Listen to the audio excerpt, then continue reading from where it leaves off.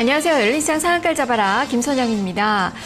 최근에 절친으로 여겨졌었던 이 코스피 중소형주와 이 코스닥 시장이 결별한 모습이 나타나고 있습니다.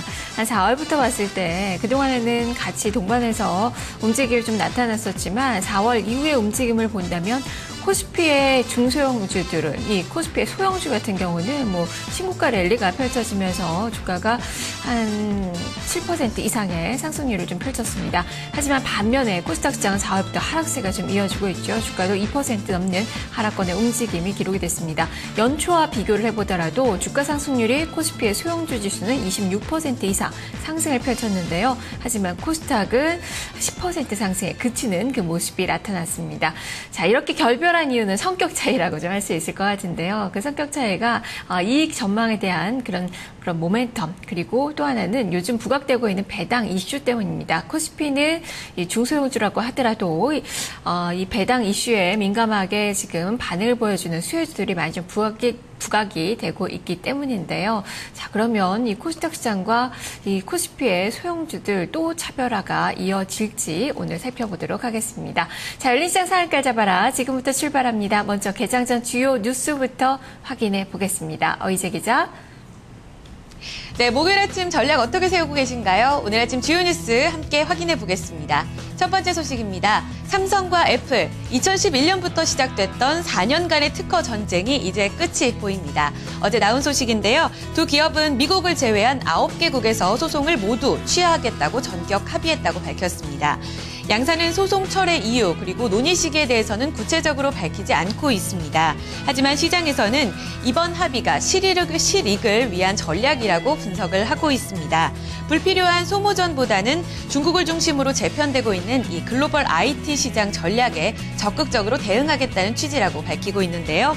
이에 따라 미국에서도 화해 모드에 들어갈 것이라는 전망도 함께 제기되고 있습니다. 사실상 막을 내린 특허 전쟁이죠. 양사 모두 가을에는 새로운 신제품을 발표하기도 합니다. 긍정적인 흐름 기대해 볼 수 있을까요? 지켜보셔야겠습니다.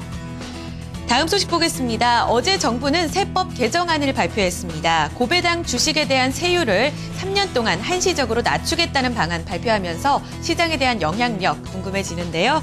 고배당 기업의 소액 주주 원청 징수 세율을 기존의 14%에서 9%로 낮춰 잡겠다고 발표했습니다. 그러니까 연간 배등 소득이 500만 원인 소액 주주가 기존에는 14%인 70만 원의 세금을 냈어야 됐는데요. 이제 앞으로는 9%, 45만 원만 세금을 내면 되는 겁니다. 그 부담이 36%나 줄어든다고 합니다. 또 대주주는 25%의 단일 분리 과세 세율을 적용받도록 혜택을 줬습니다. 이 때문에 일각에서는 재벌 특혜가 아니냐는 논란도 함께 제기되고 있는데요. 이 모든 세법 개정안은 고배당 기업에만 세제 혜택이 주어집니다. 고배당 기업들에 대한 투자 활성화도 기대해 볼 수 있을까요? 지켜보셔야겠습니다. 다음 소식 이어서 보겠습니다. 어제 발표됐던 CJ CGV의 2분기 실적 다소 실망스럽게 발표됐습니다. 시장의 예상과 비슷하게 나왔는데요. 매출액은 전년 동기보다 7% 증가했지만 영업이익은 32억 2,200만 원으로 전년 동기보다 71% 감소한 수준으로 발표가 됐습니다. CJ CGV 관계자는 국내와 해외 CGV 점포가 증가하게 되면서 매출액은 늘었지만 올해 2분기에 내수 침체 때문이었죠. 관람객이 크게 줄어들고 이 중국 등 해외 법인에 대한 비용이 크게 늘었다고 밝혔습니다. 이에 대해서 오늘 아침 증권사들 여러 가지로 좀 보고서를 제시했는데요. 그 전망이 엇갈리고 있습니다. 하반기에 기대되는 영화 라인업으로 실적 회복 기대된다는 긍정적 전망이 나오고 있고요. 또 반대로는 현재 밸류에이션 부담스러운 수준이라면서 신중한 의견도 함께 제기되고 있습니다.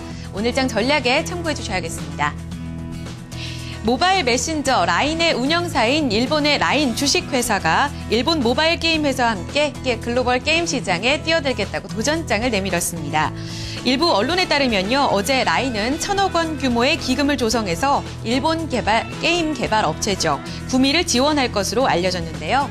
또 10% 미만의 구미 지분을 취득할 것으로 알려지고 있습니다. 두 회사는 이어서 파트너십을 맺기로 결정이 됐다고 하는데요. 글로벌 게임 시장에서 어떻게 경쟁력을 확대해 나갈 수 있을지 지켜보셔야겠습니다. 끝으로 오늘 실적을 발표하는 기업들 알려드립니다. 조금 전 NH 엔터테인먼트가 실적을 발표했는데요. 예상보다 조금은 부진합니다.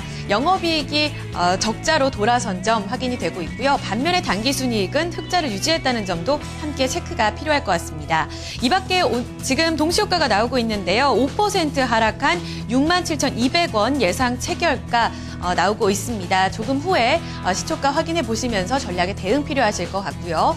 또 그 밖에 오늘 실적을 발표하는 기업은요. 유가증권 시장에서 한국전력 장 마감 후 4시 반에 발표가 되고요.